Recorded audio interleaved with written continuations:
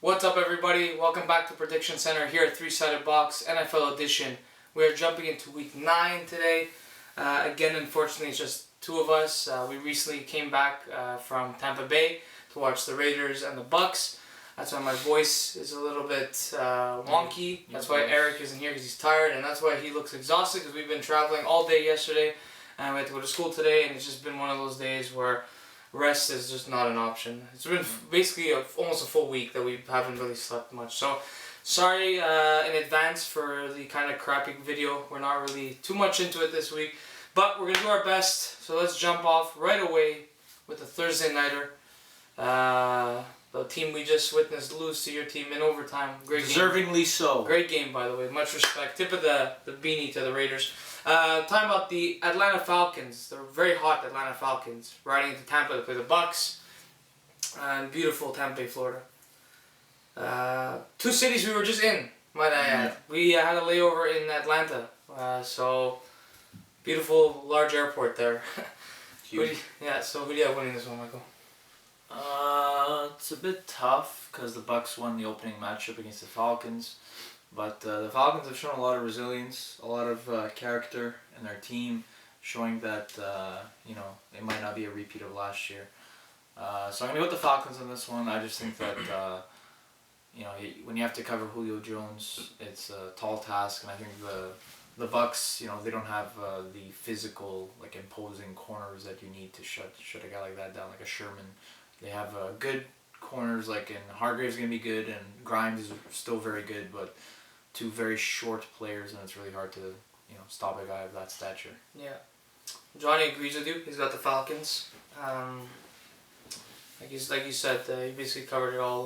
They're showing that last year was the fluke, and this year maybe isn't. Who knows what's going to happen down the line, but they're playing, like you said, a weak Bucks team. At corner, at least. They're good, but they have Grimes and Hargraves. But they really struggled to cover Cooper and Crabtree on Sunday when we went to the game, and we saw it firsthand. That Julio Jones, say what you want, but he's better than both of them. So I'm not arguing. But also I want to say one other thing. The Bucks are missing they're only their fifth string running back this year. Yeah, that's crazy. For this game, because Jacquizz Rodgers was out at the game. Later in the game, he got injured. Obviously, Doug Martin's out. Charles Sims is out, and I think their fourth string's out. So I think they're on to their fifth string or something. That's crazy. So their run game's gonna have to get going to beat this team. Yeah. Well, with that, I'm gonna pick the Falcons too. The Bucks were not that impressive last week when we were there in Tampa. Beautiful stadium, beautiful weather, especially considering what we're dealing with here in Montreal. But the team isn't that beautiful. They're not playing that great football right now. So we're on the Falcons. Let's move on to Sunday's matchups. Alright, so next up we got a NFC North divisional matchup. We got the, I believe the Red Hot Lions. Did they lose last week? That's a good question. No, they lost. Okay, so yes, the not very red hot not Lions. so red hot Lions heading into Minnesota to play the surprisingly struggling Minnesota Vikings. Who do you got? I'm going to give it to the Vikings. They are coming off two straight losses, two very disappointing ones. One to the Eagles 2 weeks ago, and last week to the Bears. In shocking fashion. No one saw that coming. No one saw Jake Cutler actually doing something positive for his team. Against that team. Against a very good defense, which is showing more than just regular flaws. They're showing that, in my opinion, look, I'm still saying they're good, but I think they're finally getting exposed. Teams are finally figuring them out, and it's too early in that process for it to be considered like, oh, they're a great defense. It might be a fluky defense now with the way they're showing. It's the way they're getting beaten that's bothering me. But anyways, I'm still gonna give it to the Vikings. I think Bradford's gonna come back with a good game. I don't know if he played versus the Lions last year when the Eagles did. I think it was Sanchez who started that game. Could be wrong. But anyways, I think he's gonna have a good game, so I'm picking the Vikings. I'm gonna agree. While I don't think that defense is an issue, it wasn't at all. It's the only thing that pretty much keeping them in. that offense is a big problem. But I think there's flaws. I didn't say it's a problem. I said there's flaws. There is. I mean, there's flaws with Denver's defense. I mean, but they're still a top. Denver's defense was great for a year. They had a year before they got figured out. The Vikings defense is getting figured out halfway through a year. They're not getting figured out. It's their offense. They're on the field 40 minutes a game. Their offense is 3 and out, 3 and out, 3 and out. They can't get a run game going. Bradford, obviously, I'm not saying he's doing bad at all. I'm not blaming him. I'm just saying that he doesn't have enough time. He's still getting immersed into the playbook. They can't open up the playbook. Yeah. I'm not saying they're a prolific offense, but to do a bit better. So, yeah. But regardless, I think it's gonna come down to the Lions' offense, which is pretty solid against the Vikings' defense. I think I like that matchup for the Vikings. So. Alright, well, Johnny's got the Lions. I guess he's picking the team that's been a little bit better recently than the Vikings. I think the Lions lost to the Texans, correct? Yeah. Yeah, so not that great of a loss, but either way, he's picking them. So me and Michael are on the Vikings, Johnny's on the Lions. Interesting matchup up next. Let's see what we got. So next up, we got an NFC East matchup. The suddenly, that's a bad term I was going to say, so scratch that. My Eagles walking into New York for the Giants. Eagles are 0-2 in the division so far. Just recently lost to the Cowboys by the ref's hands again. Thank you for that one. The only league where the reffing controls the outcome of a game is the NFL. And why? Just like Sean Payton said, maybe for other reasons, but he recently said that these refs need to be employed full time so they have 100% focus on their games every single week. So with that, I obviously can't pick, so I'll throw it to you, and I'll give you. There, Johnny's. You see it? Johnny's picking the Eagles, and I am too. I'm gonna pick them one more time. It's pretty much honestly to must win. I wouldn't say that. No, it's divisional. You're putting too much faith in the Cowboys. No. Well, I'm just saying they have an easy schedule coming up, and they could easily run away with the division. So I'm gonna go with the Eagles on this one. They need to stay in the race. Going 4-4 statistically is like you have like a less than a 40% chance of making the playoffs. Yeah. So I mean it's a must win for both teams, but it's gonna be difficult because the Giants had a bye. They have time to prepare, 2 weeks to prepare. It's not Andy Reid preparation where pretty much after a bye week he's guaranteed a win, but they still have time to prepare, and like I said, it could go against the Eagles. But you know what? I've been kind of hard on the Eagles lately, but I saw the last game and their defense. I believe in their defense. Their offense not so much, but I do believe in their defense, and I believe that the Eagles defense, when it comes down to it, is like way better than the Giants defense, minus on the corners. Yeah. So I'm gonna go with the Eagles in this one, just to create havoc on the front. The only thing I will say, among other things but one thing I will point out, I should say, is the reason why I think the Eagles defense has stumbled at times this year is because Jim Schwartz has underestimated some of our opponents. And I think games where he doesn't underestimate them, like the games he knows he needs to do well against, hence Vikings, Steelers, those 2 teams, we shut down their offense completely. 2 offenses that at the time were great offenses. They were pushing the ball downfield. They were, running, havoc basically on other teams' defenses. And this week against the Cowboys, we underestimated Elliott and that line, and Prescott's patience in the pocket. They're impressing me. I don't have any immediate disrespect for any of them because they didn't really play dirty or whatever. Their offense moves the ball, but it's the lack of penalties that's been killing us. Like against other teams, the lack of holds, the lack of pass interferences, all this stuff. And yes, it sounds like I'm making excuses, but it's the truth. I've always admitted when we have defeat. I've always admitted it. I'm not that type of fan to always have an excuse. But the truth is, the refs have controlled the outcome of quite a few of our losses this year. And last week was no different. And I really hope against the Giants it changes up because this is getting ridiculous. And on the offensive side of the ball, our receivers need to start catching. Aguilar, shut your mouth and start fucking playing football. Excuse me for my language, but you're pissing me off. You're driving me nuts. I think that the problem with your offense is you don't push the pot like Yeah, you don't. Peterson's not aggressive enough. You're not aggressive, and it's frustrating because even as a Raider fan, I can't complain over the past few weeks, but in the first 2 weeks, like, we have a coordinator who's limiting our potential as an offense, and it's frustrating to see because that, hey, give us a chance, throw deep for once, and maybe you won't make the catch, maybe you get a pass interference call that could change the game, and get good field position, or get a field goal to make it a two possession game. I think the biggest thing is Peterson doesn't trust the receivers, and I don't blame him. But we got playmakers like Ertz and Matthews and Sproles who do big things. And apparently Sproles is our starting running back from here on out. Ryan Matthews barely touched the ball last week. Like I said, Aguilar, get your act together, start catching some balls, start playing the way you should be. Zach Ertz, start getting open, because you're not getting open. That's the biggest issue. Jordan Matthews, he's getting double covered every week because the defenses know the rest of our receivers aren't going to do anything. It's time to invest in a good wide receiver. Yeah, I agree 100%. We should have made a trade this week, but we didn't. And one other thing I'll say fast. Josh Huff, Doug Peterson deserves an award alone for turning you into an actual functioning receiver. But, big but, you got arrested this week for the stupidest reason. Get your act together, get your head out of your ass. Let's start this shit. The season's not over yet. Let's win some games. Let's beat the Giants. Next game.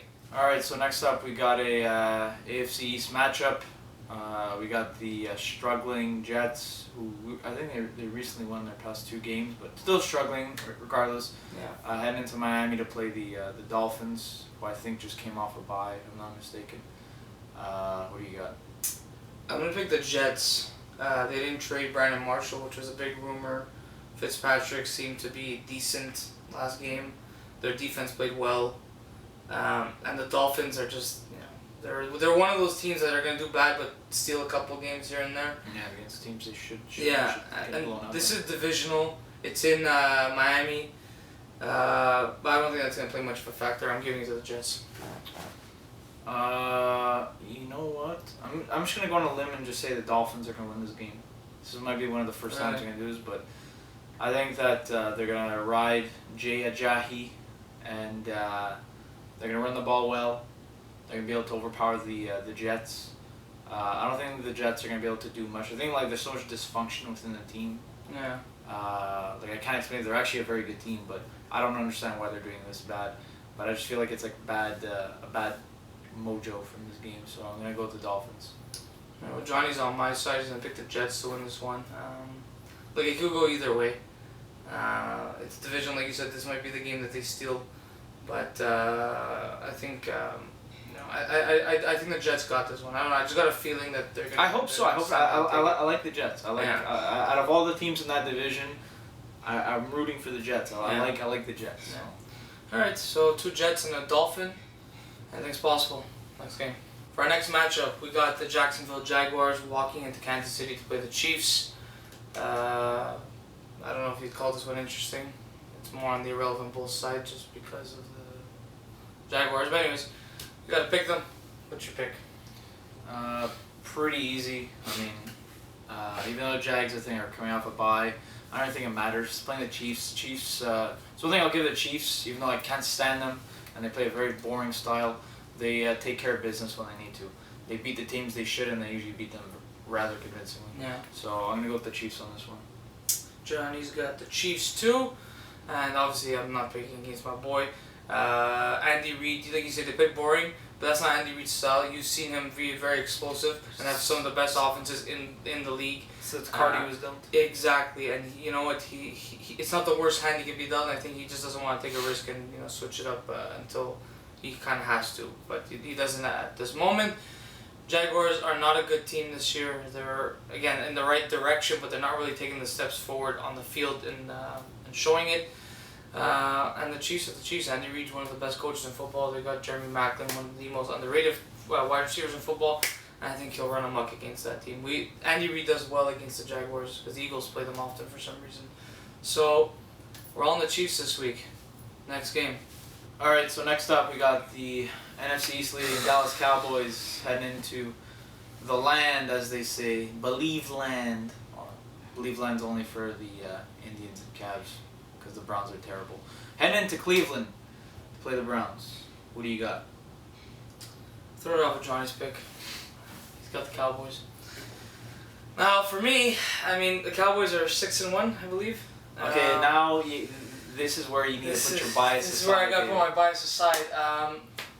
So Elliott, last time I watched him play a football game was the national championship, Ohio State against Oregon, where he ran amok due to the help of the referees not calling holds. No, that was just. And last night was Sunday night was the exact same thing against the Eagles. With that, the Cowboys should be my obvious pick.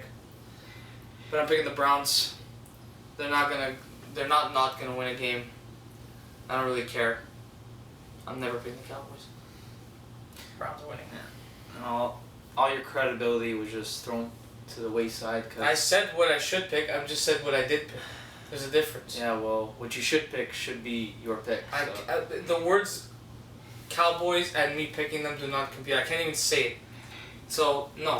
Anyways, it's a pretty obvious choice. Cowboys, just so much more talent. Obviously, they play the Browns to go 7-1. Obviously. I told you they get a more easier...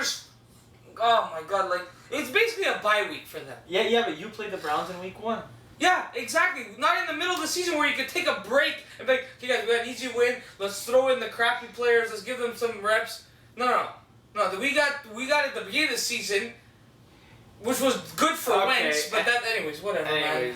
The Cowboys are probably going to win this game. Like 99% chance. Probably. Unless Terrell Pryor just surprises them and kills I hope so. But I got the Cowboys in this one. Next game. Next up, we got an NFC North matchup. We got the Pittsburgh Steelers walking into Baltimore to play the Ravens. Should be interesting, but kind of isn't for injury and disappointing reasons. So who do you got winning this one, Michael? This rivalry used to be really intense up until both teams lacked a defense. Yeah. Well, Ravens less so, but the Ravens are a much worse team than the Steelers. But I'm gonna go with the Steelers on this one. Ravens have been struggling tremendously ever since pretty much the Raiders beat them. So I'm gonna go with the Steelers on this one. Who's starting for the Steelers? Quarterback? Yeah. Well, Andrew Jones probably. Andrew Jones, yeah, because Roethlisberger's still out. I'm gonna give it to the Ravens. They're at home. There's still lots of time to turn the season around. It's a divisional game. It's very important. Why not start now? It's a big game either way. So I got the Ravens. But that being said, Johnny is picking the Steelers like you. He's on that black and yellow. I'm on that purple and gold. Purple and black. No, there's gold and purple, black, purple, gold. Whatever the colors are, it doesn't matter. Those are our picks. Ravens, Steelers. Next match. All right. So next up, we got probably the most boring match of the week. Relevant Bowl? Yeah, definitely Relevant Bowl. We got the Saints, who came off pretty surprised winning against Seahawks. Mm-hmm. They're heading into San Francisco to play the Niners, who probably should have moved some people, but just chose not to because they're extremely dysfunctional. Chip Kelly trades everybody away for nothing. Now all of a sudden the prices are way too high. Get out of here. Anyways. What do you got? So Saints, Niners, battle of gold, and black and red. I'm going to pick the Saints. They just beat the Seahawks in New Orleans. Shocking win. And the Niners are very dysfunctional, and Chip Kelly's probably going to get fired.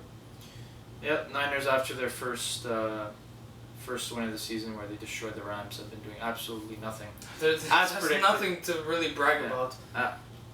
Pretty much as predicted. Honestly, I would say I feel bad, but they're across the bay. All I've been hearing from Niner fans, at least online, is Raiders are terrible. You should go for the other team across the bay. Well, look who's terrible now. So, I'm going with the Saints. All right. So Johnny got the Saints too. We're all riding that black and gold. I said Saints, right?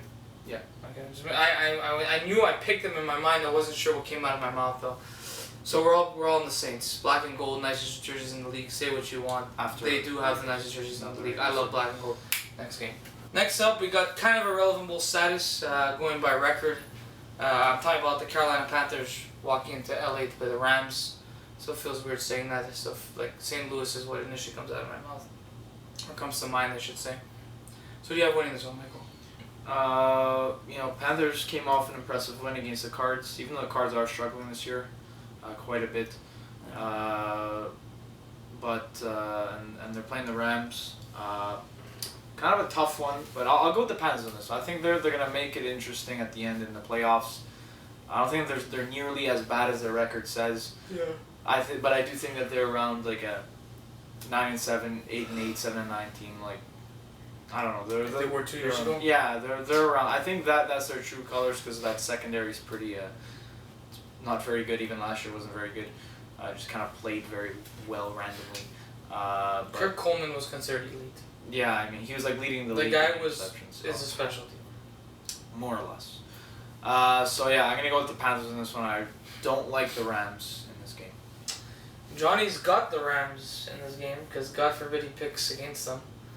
Such a random thing. I'm gonna pick the Panthers. I don't think they're gonna do well this year. I think it's a lost season, but they're playing the Rams. It's an easy game, but if they do lose this one, expect a lot of changes to come. I think you're gonna see maybe not firing at the head coach, but you might see some maybe offensive coordinator, defensive coordinator, maybe stuff like that happening. Maybe a change at certain positions. Who knows? Because something needs to happen. I mean, you need to try something new. But I got the Panthers either way. So 2 Panthers. John's got the Rams, obviously. Next game. Next up, we got the Indianapolis Colts heading into Lambeau Field to play the very boring Packers, to be honest. What do you got? So we got Johnny's Colts. Of course, he can't pick. Not like he's here anyways. I'm going to get to the Packers. It's in Lambeau. Colts really, really disappointing this year. Still not over, though. Talk about a team that just needs to completely retool this offseason. For not reasons that you would think. It's just because they're wasting their quarterback's years, and the guy might die because of the hits he takes. Because that O-line is so bad, and I know you can't repair an O-line in an offseason, but you could easily draft 1 or 2, and you could sign 1 or 2. And all of a sudden, it went from broken to kind of fixed, and it's better than nothing. They need to definitely retool their defense and get some help in the run here. Even though Frank Gore is decent, but he's old and he's running, like I said, behind a terrible O-line that cannot be good for his body, especially going forward. So I got the Packers winning this one.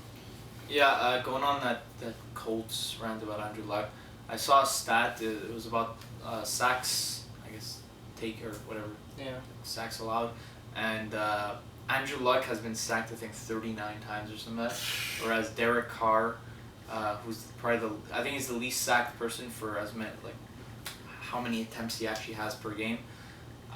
He's been sacked, I think it was 11 times. So just to show the difference in honestly, Carr would not have been successful in most of his games if not given time. So yeah. A guy like Andrew Luck, who's supremely talented, has way more physical talent than Derek Carr does, at least physically. Physically and mentally. The guy's I don't know about mentally, but whatever. Going back to that, I think the Packers are going to get the rush going. I think Andrew Luck's going to be pretty much living in hell this whole season. Yeah. And the worst part is the guy's keeping them in it somehow. So yeah. I'm going to go with the Packers. Tip of the beanie to you, sir. So you got the Packers, I got the Packers. It'd be a huge win for Johnny and the Colts if they could steal one in Lambeau, but very doubtful. Especially now it's probably minus 20 million degrees there. Next game. Next up, another relevant bowl. We got the Tennessee Titans. It's irrelevant. We got Tennessee Titans at San Diego play the Chargers. Former gods versus elements. Who do you have? I like that comparison. Titans are a very good run team, but Chargers have one of the best run defenses in the league. I expect the Chargers to at least cancel out, those two things are going to cancel out. So I think Titans have to beat the Chargers through the air, which I don't see happening. I see Rivers having a pretty decent game. Yeah. So I'm going to go with the Chargers on this one. Yeah, Johnny's got the Chargers too. I'm going to pick the Chargers as well. The Titans have been somewhat impressive this year, but like you said, they're in the air. Mariota, he's not there yet. He's going to get there one day. He's definitely not there yet. And not like he really has help at receivers. I can't really name you anybody on that team at receiver. Tajay Sharp. Him. Delaney Walker. Him. So we all got the Chargers. Let's move on. What's next? Sunday Night Football next. Alright, so next up, I finally, after 10 years, am able to see my Raiders on Sunday Night Football. Congratulations. That song. I mean, it's been a while. I've been listening to that three to four times a year. Yeah, because the division you're in is a popularity contest. And we were good for the last 15 years, and you know that. It's my Oakland Raiders heading home, playing against my most hated team I can't stand. I hate everything about them, the Denver Broncos. What do you got? Well, the Broncos are riding into a hot team. They're not in my heights in Oakland. But I think you guys are due for a loss. As much as you guys really impressed me last week, and I was impressed. I was cheering. If you watch my Snapchat, you know I was cheering for the Raiders.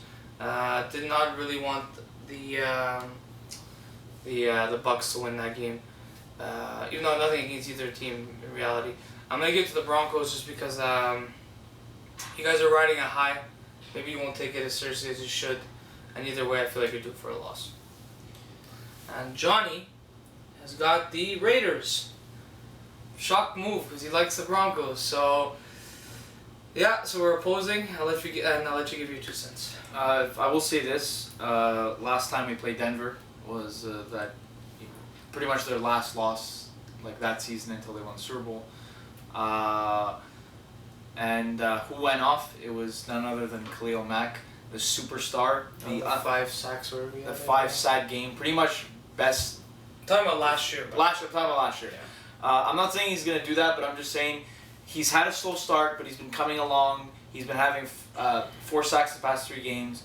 I think Denver's O-line has been struggling in pass protection. They've been doing okay in the run, but pass protection, I think that if we get to Simeon early and rattle him, it's gonna be a close game. I think it's gonna be a close game. I could definitely see Denver coming out on top. Like if I were a betting man, I would not pick the Raiders to win this game as much as I want them to, and it's understandable that the Broncos, are the favorites in this game.